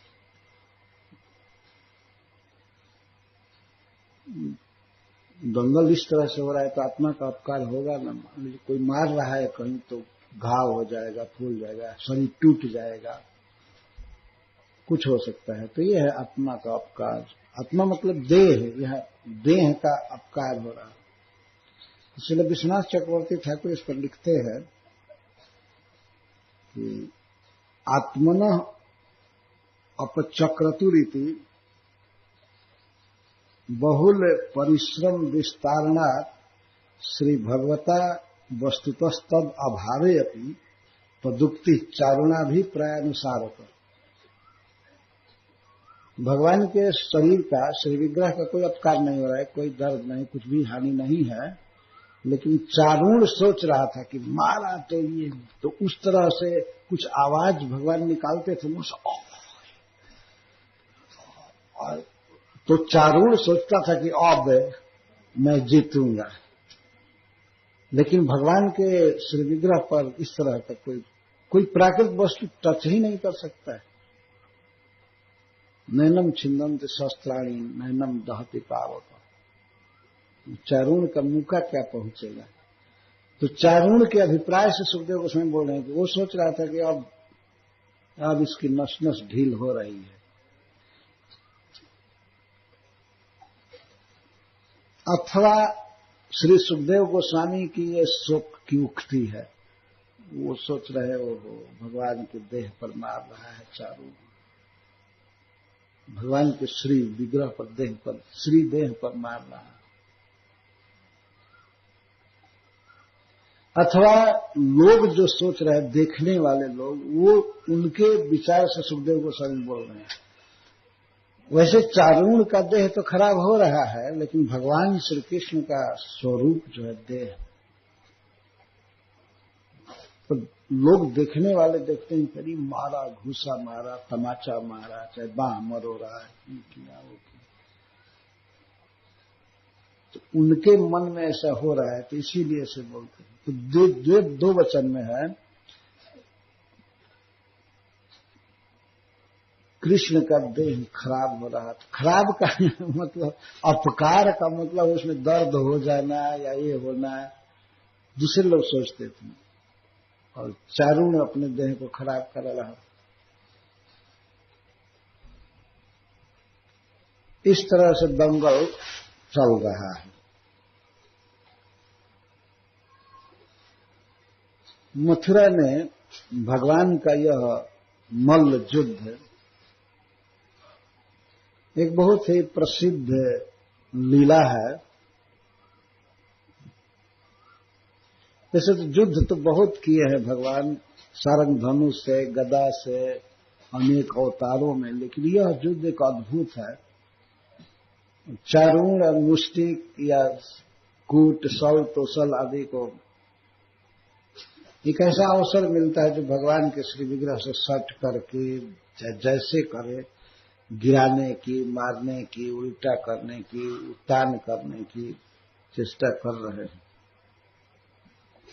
तो भक्तों को ये अच्छा लगता है। ये तो जानते हैं कि भगवान का श्री विग्रह कभी अपकृत नहीं हो सकता है, कोई हानि नहीं होगी। इस तरह से चल रहा है। तद बला बलवत युद्धम समेता सर्वजोषितः ऊंचु परस्परम राजन सानुकंपा बल। जब युद्ध चल रहा था, इस तरह से दंगल चल रहा था, तो वहां जो स्त्रियां थीं उस सभा में बैठी हुई, वे अपने अपने गांव के स्त्री के साथ या वर्ग भेद से, समाज भेद से, जो जहां की थी, आपस में जुट करके बात करने लगी। अपने आसनों पर ही बैठी थी, लेकिन आसन ऐसे थे कि युद्ध भी देखें और बात भी करें। तो समेता सब एक साथ जुट गई, अलग अलग अपने अपने वर्ग में जुट गई। और जुट करके उन्होंने देखा कि ये बल अबलवत युद्ध, ये युद्ध हो रहा है, एक निर्बल है, एक बलवान है। बच्चा से युद्ध हो रहा है भारी पहलवान का। तो ये बला बलवत युद्ध, बल और अबलवत, बलवान का युद्ध अबल निर्बल से हो रहा है। यह देख करके कृष्ण की छवि से तो पहले से ही आकृष्ट थी। ये जो मातृभाव वाली स्त्रियां थी मथुरा की, भगवान के प्रति परम स्नेह है, इसको देख करके बिल्कुल घबरा गई। स्नेह से आंखों में आंसू आ गई। क्या हो रहा है? इन दोनों लड़कों को इस सभा में बुला करके और इस तरह से इनके साथ बुरा व्यवहार किया जा रहा है। ये सभा बैठने योग्य नहीं है, इस तरह की बातें करती है। स्त्रियों का हृदय वैसे ही करुणा कोमल होता है बहुत, और इस तरह के युद्ध को जब उन्होंने देखा तो उन्हें सहन नहीं हुआ।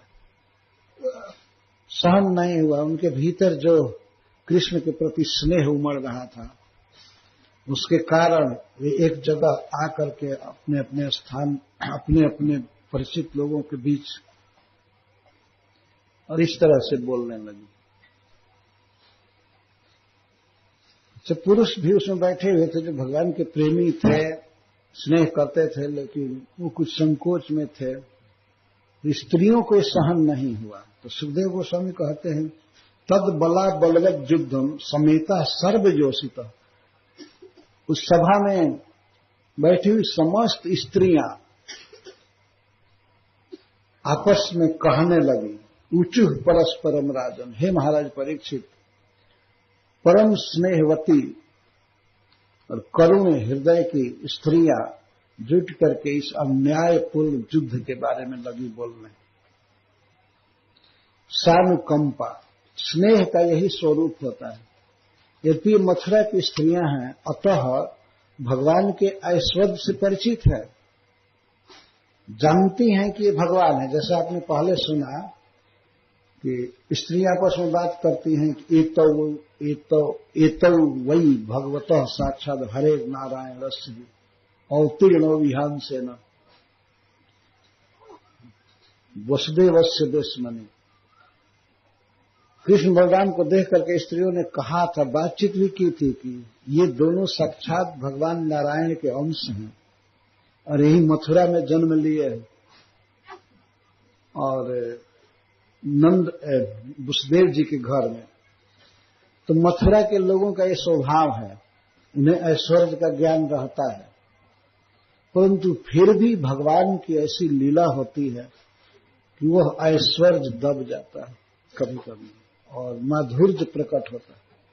तो भगवान के कोमल शरीर को देख रही हैं और कोमल लीलाओं को सब, तो ऐश्वर्य का भाव चला गया।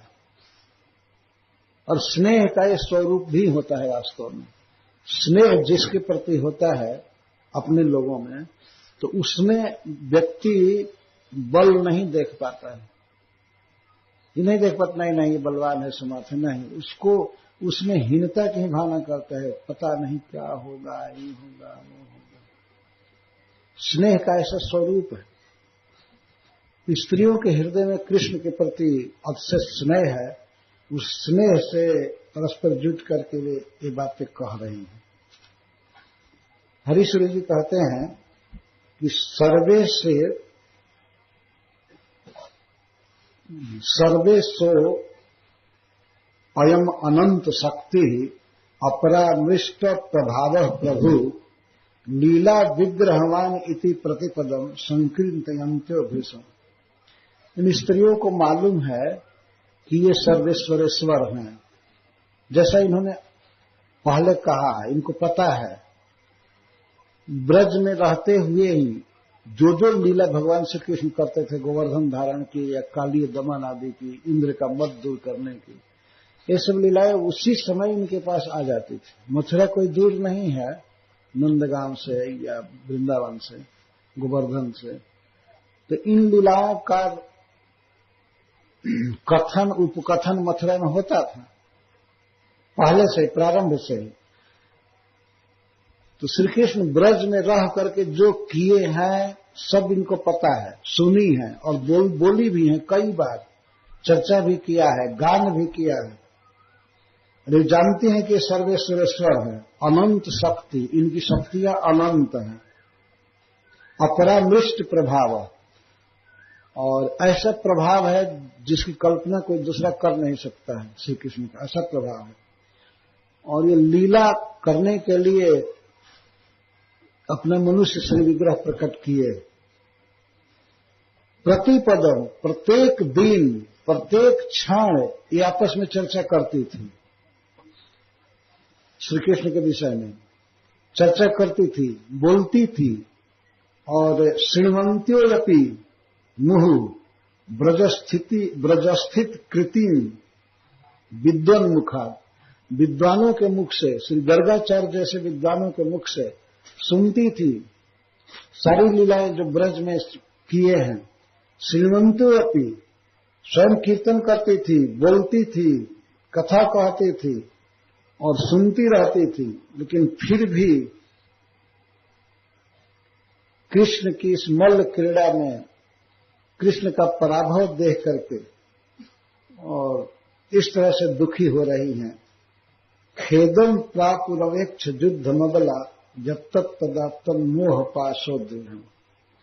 हरीश्वर जी कहा, सचमुच इस संसार में जो स्नेह का बंधन है कितना दृढ़ है, तो मोह का बंधन।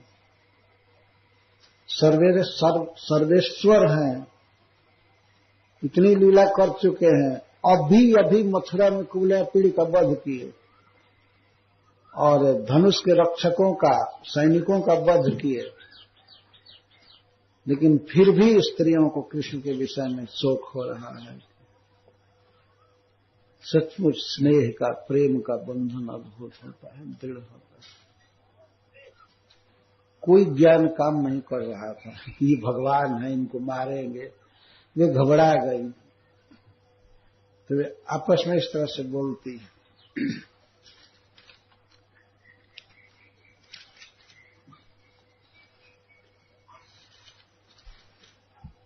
अपने झुंड के झुंड में अलग अलग बैठी हुई स्त्रियां आपस में बात करती हैं। महानयम बता धर्म ऐसाम राजसभा सदाम, ऐसाम राजसभा सदाम ये बला बलवज्जुद्धम राज्ञो अन्वीक्षन्ति पश्यतः। ऐसाम राजसभा सदाम, इस राजसभा में बैठे हुए, राजा की सभा में बैठे हुए इन सभासदों के द्वारा महान अधर्म हो रहा है, बहुत बड़ा अधर्म हो रहा है। कृष्ण और श्री बलराम का चारुण और मुष्टि के साथ जो युद्ध हो रहा है वो महान अधर्म हो रहा है। देखिए, ये इसमें सुखदेव गोस्वामी उन स्त्रियों के हृदय में जो कृष्ण स्नेह है उसको व्यक्त कर रहे हैं। महान अधर्म हो रहा है। ये सामान्य सभा नहीं है, ये राजाओं की सभा है। सामान्य सभा में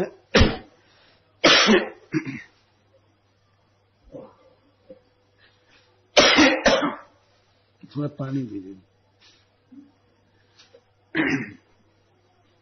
तो सामान्य सभा में कोई गलती होती तो राजा से शिकायत की जाती है। मैं उनकी बहुत बड़ी गलती थी, शुरू में ही सुना, अभी वो गलती का प्रायश्चित नहीं हुआ। ये सामान्य जनता कोई गलती करती है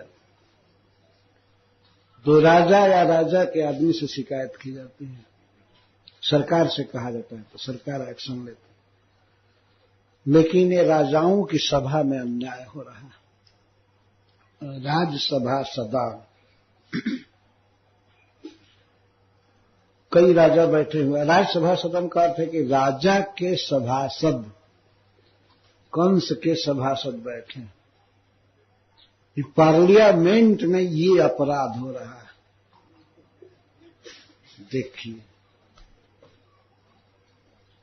ये आजकल के पार्लियामेंट की क्या बात करेंगे, सांसद ही कुर्सी उठा उठा कर लड़ने लगते हैं और इसको वो पूरा टीवी पर दिखाते हैं कि देखो ये देश के कर्णधारों की ये दशा है।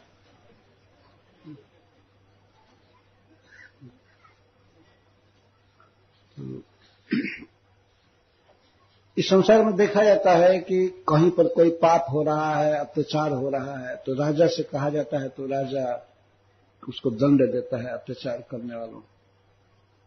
लेकिन राजा की सभा में ही यह अन्याय हो रहा है, महान अधर्म हो रहा है।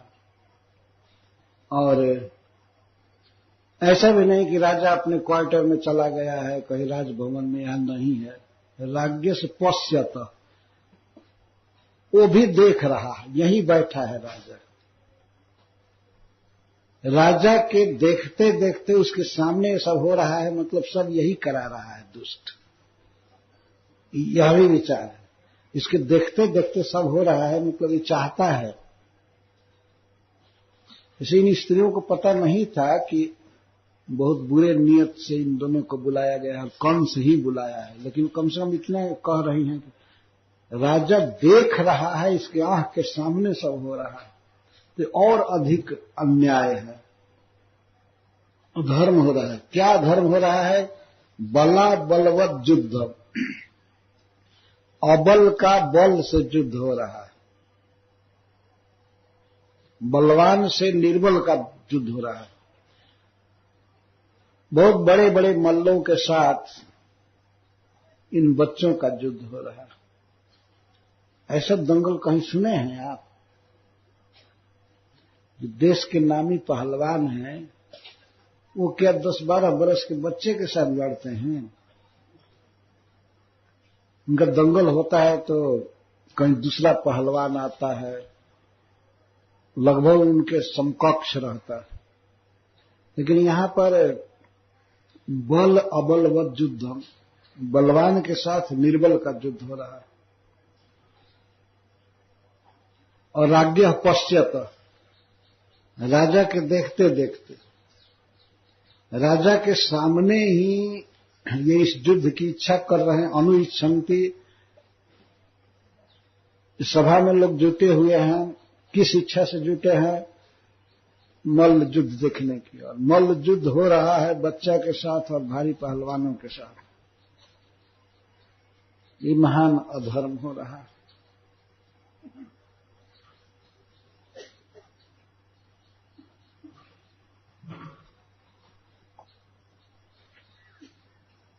क्या अधर्म हो रहा है, क्या अन्याय, क्या पाप हो रहा है, इसको कह रहे हैं।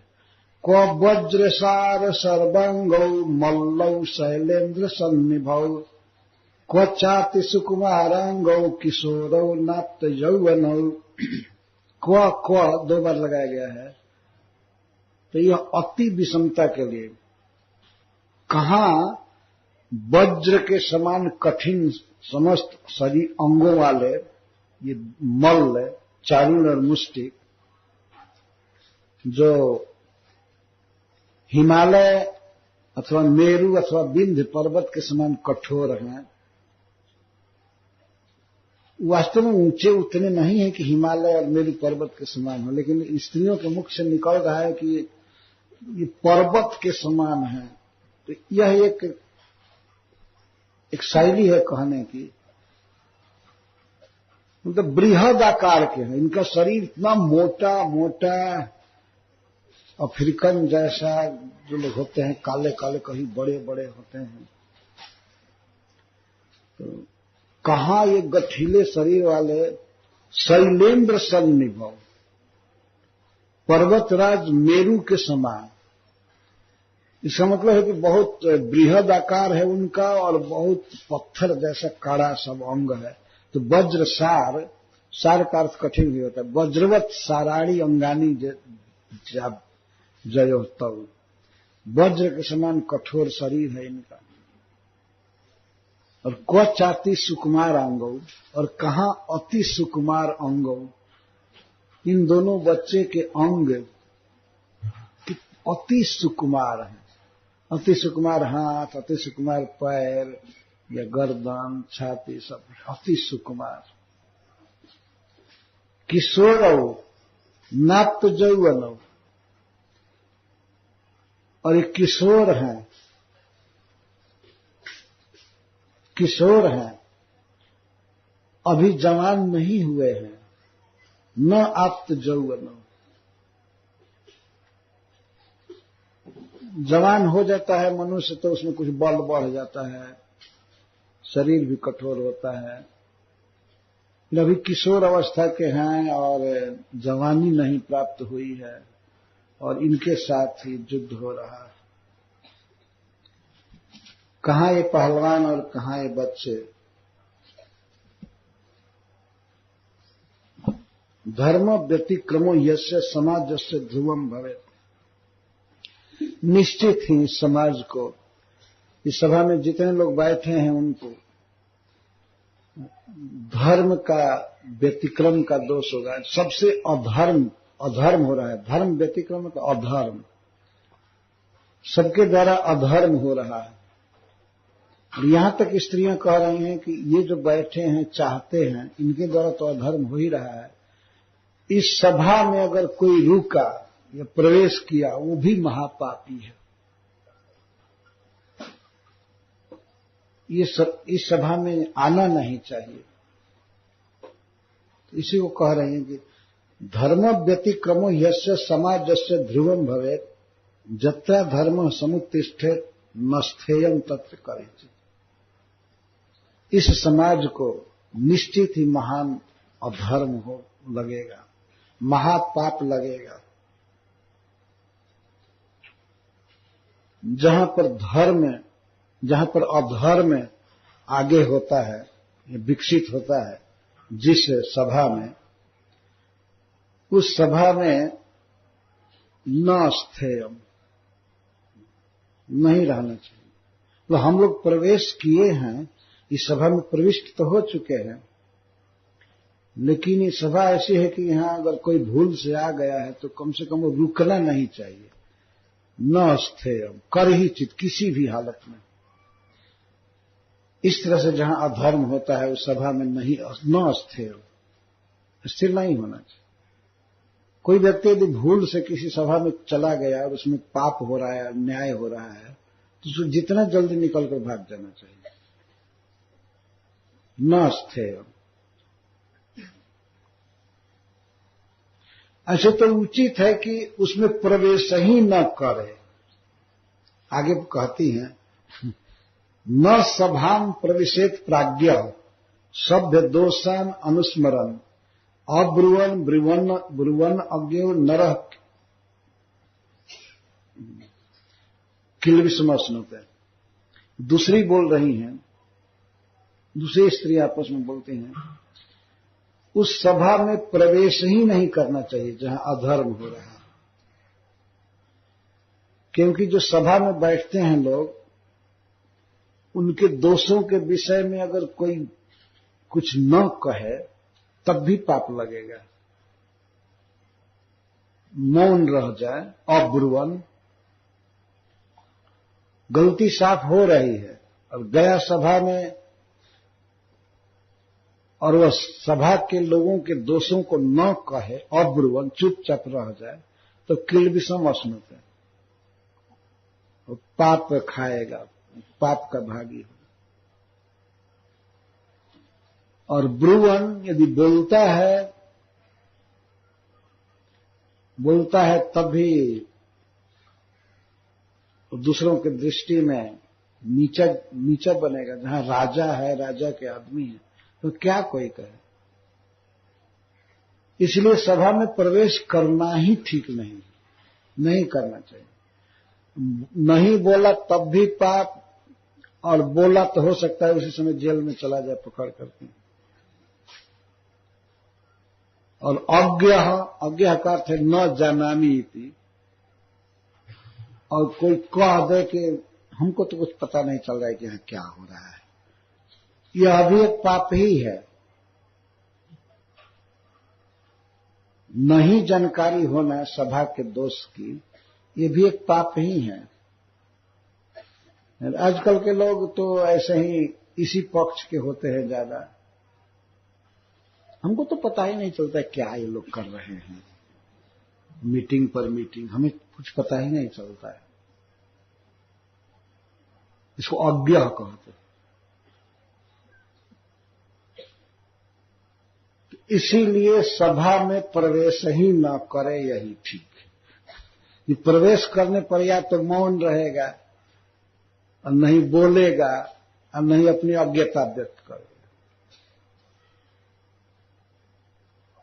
तो अगर अनुकूल बोला तो सीधे पाप लगा, नरक में जाएगा, और प्रतिकूल बोला तो नरक से ही भयानक जेल में जाएगा।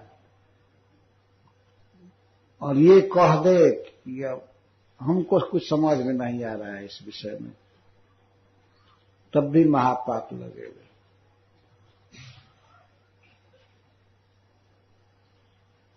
स्त्रियों के हृदय में जो कृष्ण स्नेह है वह बुलवा रहा है।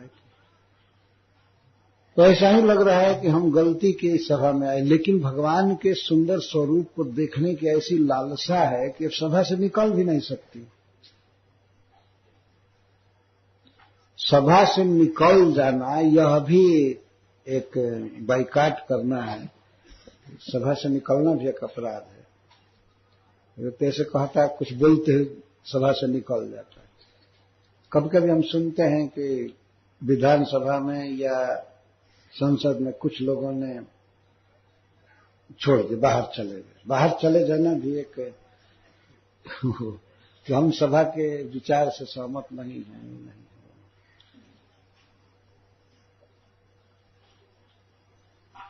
तो वहां तो ये जा भी नहीं सकती है ना, भगवान को देख रही हो, देखना इतना अच्छा लग रहा है, मुख है कि उस लोभ से बाहर जा भी नहीं सकती और कुछ कह भी नहीं सकती। तो बेचारी स्त्रियां क्या कहें, कहना तो चाहिए, वहां जो जुटे हैं पुरुष उनको बोलना चाहिए कि नहीं ये बंद करो, दोनों लड़कों को लौटाओ, जाओ सीट पर बैठाओ, और तुम पहलवान, तुम लोग दुष्ट लोग लड़ाने चले। पर इतना कहने का साहस किसको है, जहां राजा ही दंगल करवाया है, तो क्या किया। जब राजा ही ओलंपिक खेल करवा रहा है, इसमें चाहे किसी का घर ढाहे, चाहे दुकान बंद करे, अब क्या किया जा सकता है।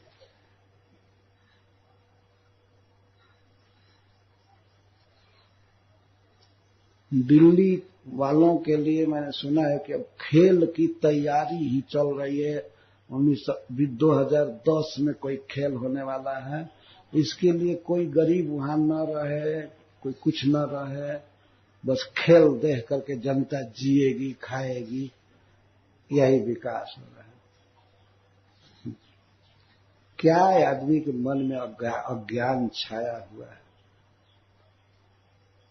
इसलिए अब खेल हो, इसके लिए अब जीने का, रहने का अधिकार नहीं। बाहर जाइए जहां जाना, तो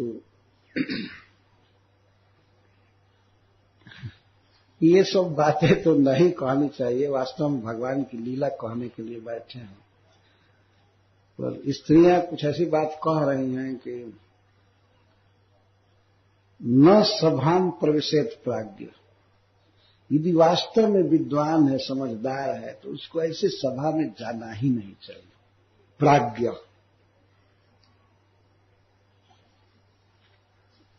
इस एक ही श्लोक में प्राज्ञ शब्द है और एक अज्ञ शब्द है। तो अज्ञ का अर्थ श्रीपाद श्रीधर स्वामी जी लिखते हैं न जानामि इति।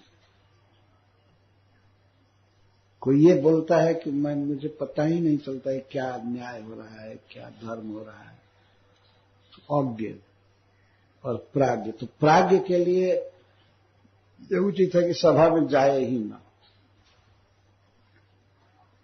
अगर चला गया तो न स्थे हो, ठहरे नहीं।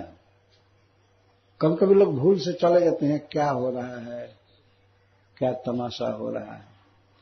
और तमाशा में केवल लौकिक चीज, पाप हो रहा हो, सिनेमा हो रहा हो, क्या क्या, तो वहां ठहरना नहीं चाहिए। मान लीजिए आप किसी के घर गए और वहां टीवी चालू है, बड़े बुरे दृश्य आ रहे हैं स्त्रियों के, पुरुषों के, तो न स्थे, बस घर में घुसे और फिर आकर के जूता पहनकर बाहर हो, न स्थे।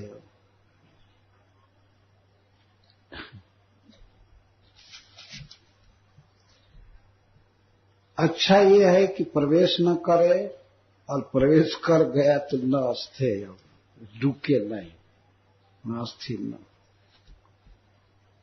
इस सभा में महान अधर्म हो रहा है, ये हो रहा है, वो हो रहा है।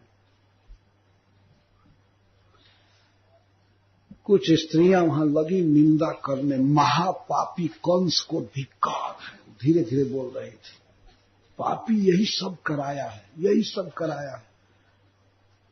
देवकी वसुदेव को जेल में बंद किया था, और आज इन लड़कों को बुला करके और मरवा रहा है, ये कर रहा है, वो कर रहा है।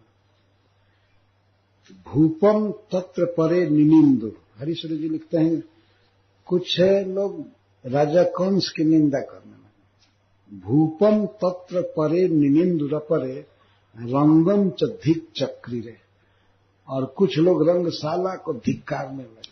ये सब धिक्कार है, सजावट और यहाँ का जो भी है अलंकार, ये सब किया गया है, ये भगवान करे इसमें आग लग जाए, ये सब जल करके खत्म हो जाए। इस रंगशाला को धिक्कार है। मल्लान के पीछे में निरेश्म हृदय,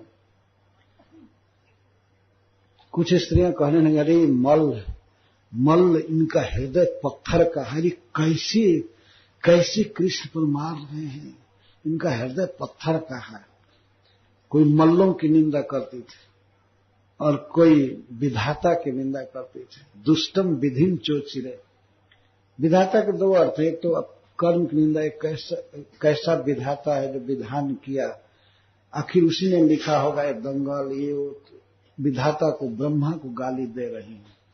अथवा क्या कहा जाए, कर्म, ऐसा कर्म को दोष दे रही है कि एक दिन ऐसे कठोर पहलवानों के साथ इन दोनों बच्चों का युद्ध हो रहा है, ऐसा संजोग बना। इत्थम तत्र समग्र नागर जना रंगम गता संगरम द्वंद्वा जोग्यमवेक्ष तत्त्रसुरलम श्रीसा च्युतासुर गिरा। सभी स्त्रियों के मुख से भगवान कृष्ण के प्रति आशीर्वाद निकलने लगा और अपने पास जो भी पुण्य था, जो भी धर्म किया था, यही कह रहे हैं कि हे भगवान नारायण, हमने कुछ भी सुकृत किया हो, कुछ भी पुण्य किया हो, तो उस पुण्य का फल ये होना चाहिए कि ये दोनों बच्चे बच जाएं और ये दोनों मारे जाएं पहलवान। यही मना रही।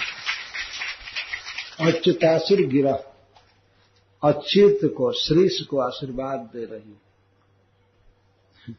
वास्तव में यही प्रेम है।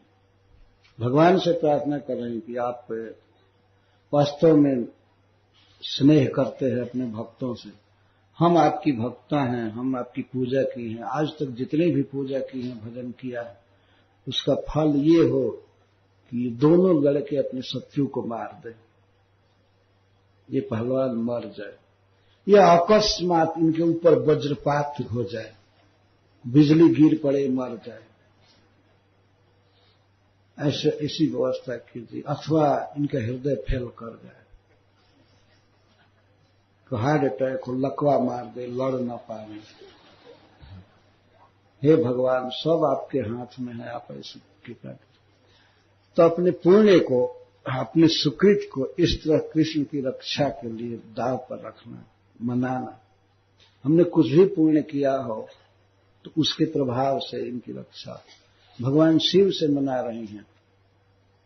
मथुरा के शिव जी भूतेश्वर हैं। हे भूतेश्वर नाथ जी, वैसी कृपा कीजिए कि ये दोनों मर जाएं, ये पहलवान, और ये दोनों लड़के विजयी हों। हमने आपकी पूजा किया है, प्रणाम किया है, उसका ये फल होना चाहिए। हे माता दुर्गा, आप कृपा कीजिए कि ये दोनों बच्चे जीत जाए और ये दोनों मारे जाएं। इस तरह से बारंबार आशीर्वाद दे रही हैं, मना रही है भगवान को, देवताओं को मना रही हैं। और श्री कृष्ण बलराम की मंगल कामना कर रहे हैं।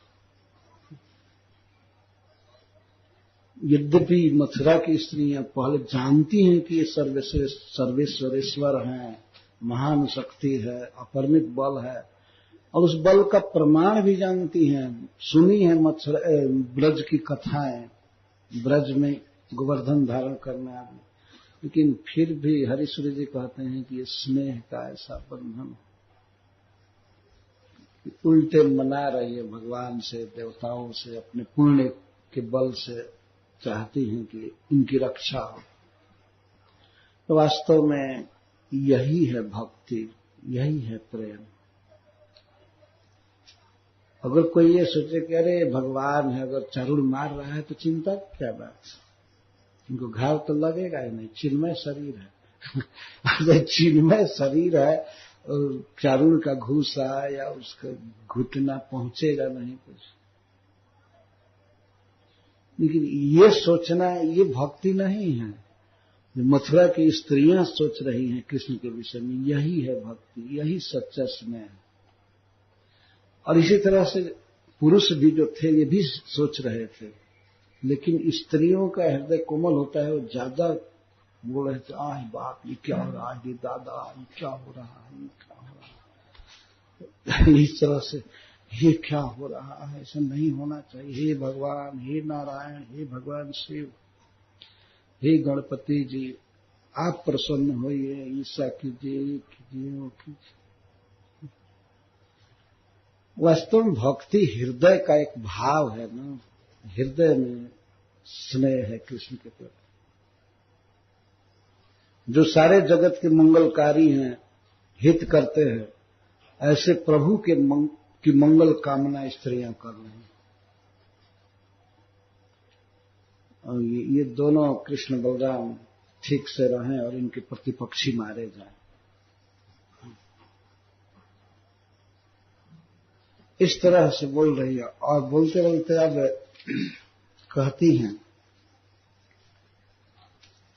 अगर कोई स्त्री मान लीजिए उसमें है जो कृष्ण के ऐश्वर्य को कहने लगी कि नहीं, चिंता मत करो सखी, चिंता मत करो, ये साधारण नहीं है, ये निश्चित मारेंगे चारुण को। तो और स्नेह से भरी हुई स्त्रियां कहती हैं, नहीं नहीं, कृष्ण के मुख को देखो, कितना पसीना निकल रहा है, कितना परिश्रम हो रहा है। वल्गतः शत्रुमभितः कृष्णस्य बदनाम्बुजम् वीक्षताम् श्रमवार्युक्तम् पद्मकोशमिवाम्बुभिः। वल्गतः शत्रुमभितः, शत्रु के चारों तरफ पैंतरा काट रहे हैं कृष्ण, मतलब वो हमको न पकड़ पावे, उसको हम पकड़ लें, इसके लिए चारों तरफ वे बचना चाहते हैं उसके आक्रमण से, या उसको पकड़ करके पटकना चाहते हैं। इसको बल्गु कहते हैं। धावनम, फुर्ती से इधर उधर हो रहे हैं, छटक रहे हैं, दौड़ रहे हैं। तो इस तरह से लगे हुए कृष्ण के बदनाम्बुज को देखो, बदन कमल को देखो। ओहो, कमल के समान सुकुमार बदन, मुख, श्रमवारी उत्तम, श्रमवारी अर्थात प्रस्वेद, पसीना से उत्तम व्याप्तम, सारा मुख पसीना से व्याप्त है। बिंदु शब्द का प्रयोग नहीं कर रहे हैं क्योंकि स्वेद अधिक आ रहा है और उस समय वो उनको अपना पसीना पोंछने की भी फुर्सत नहीं है, शत्रु से लड़ने में इतना फंसे हुए हैं। तो श्रमवारी से, श्रम जल से व्याप्त श्री कृष्ण के बदनाम्बुज को देखो, जैसे पद्म कोश, कमल कोश जल से भींगा रहता है, कभी कभी उस पर जल पड़ा रहता है।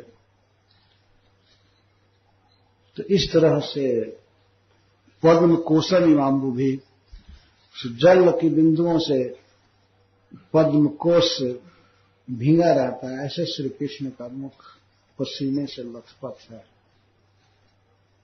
यह भी नहीं कह रहे कि शोभा देखो, कि वीक्षता कृष्ण बदनाम्बुजम, कृष्ण से बदनाम्बुजम, इसका अर्थ है कि देखो देखो कितना परिश्रम हो रहा है। जब परिश्रम होता है, मेहनत होता है, तब मुख पर पसीना आ जाता है। तो पसीने से बिल्कुल व्याप्त है, पसीना काफी छूट रहा है। ऐसे बदनाम्बुज देख रहे हैं कि बहुत सुंदर मुख है, वही एक आधार हो रहा है, देख रही हैं तो उससे कुछ शांति मिल रही है। लेकिन उसमें भी शोक का ही प्रदर्शन हो रहा है कि पसीने से व्याप्त है सारा मुखाम्बुज, मुख कमल। तो एक उपमा दे दिए, जैसे कमल कोश पर जल की बूंदें रहती हैं, ऐसे श्री कृष्ण का मुखाम्बुज है। तो कोई दूसरी सखी कहती है, किन्न पश्यत रामस्य मुखम आताम्रलोचनम मुष्टिकम प्रतिसामर्शम हास सर्वंभ शोभितम। श्री कृष्ण के समान ही सुकुमार श्री राम के मुख को क्यों नहीं देख रही हूं? क्यों नहीं देख रहे, मतलब देखो जरा, इसका अर्थ है कि श्री बलराम का मुख देखो। श्री बलराम की आंखें क्रोध से लाल हो रही हैं, आताम्र, अतिरक्त, तांबे के समान लाल हो रही। मतलब जब इसका अर्थ ये है कि मुष्टिक प्रहार कर रहा है तो श्री राम हास सर्वम है। हास का यहां अर्थ है अवहेलना, तिरस्कार। हास संरंभ शोभितम मुखम, हास का अर्थ हंसी नहीं है यहां,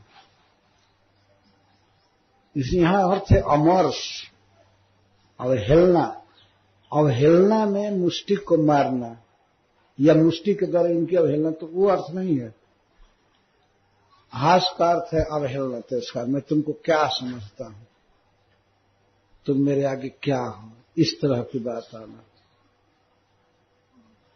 और इस संरंभ से शोभित मुख है। यहां शोभित कह रहे, कृष्ण के मुख को शोभित नहीं कहें, शोभा शब्द नहीं लगाए। वहां पर पसीने की अधिकता के कारण परिश्रम अधिक है, परिश्रम ज्यादा है, वो करें। लेकिन श्री बलराम जी के लिए कह रहे हैं। श्री बलराम जी श्री कृष्ण से लड़ने में ज्यादा प्रहार कर रहे थे मुष्टि को, और वैसे थोड़ा उम्र में बड़े हैं, इसलिए थोड़ा संतोष था कि इनमें बल ज्यादा है। उनका नाम भी बल है, तो इसलिए उनके मुख जब लाल लाल हो गया है, आंखें लाल हो गई हैं, जब आदमी परिश्रम करता है तो मुख लाल हो जाता है। तो बलराम जी गोरे हैं, तो इसलिए मुख पर ललाई आ गई है, आंख तो लाल लाल है। और ये भाव है किसी कहने का कि देखो देखो चिंता मत करो, अब बलराम का मुख लाल हो रहा है और अमर्ष भरा हुआ है, सहन नहीं कर रहे हैं, अब ये मारना ही चाहते हैं मुष्टि को, ये अर्थ भी है। देखो जरा ध्यान से मुख। जब कृष्ण के मुख को उन लोगों ने देखा तो बड़ी निराशा हो रही थी। जब सांवला शरीर है, सांवला मुख है, तो उस पर परिश्रम की जो बूंदें हैं वो मुक्ता के समान चमक रही हैं। लेकिन बलराम जी का मुख गोरा है, तो गोरे शरीर पर अगर पानी उभरे तो दिखाई नहीं देगा। पानी व्हाइट होता है, उजला होता है, और उजला शरीर है तो उसमें पता नहीं चल रहा है। श्री कृष्ण के मुख पर जब परिश्रम की बूंदें हैं तो वो कमल कोश निवाम्बु भी, कमल के सांवले कमल, नील कमल के पत्ते पर जल बड़े सुंदर लगते हैं, ऐसे दिखाई दे रहे। तो सुंदरता का वर्णन नहीं किया, वास्तव में सुंदर शब्द नहीं कहा। लेकिन बलराम जी के लिए ये करें कि क्रोध में जब हंस रहे हैं, हंस का आटोप, जैसे दांत से ओठ दबा लेना और सहन नहीं करना, तैयारी में हो जाना कि ऐसा प्रहार करेंगे कि मुष्टि को मारा जाएगा, इस तरह का भाव दिखा रहे हैं।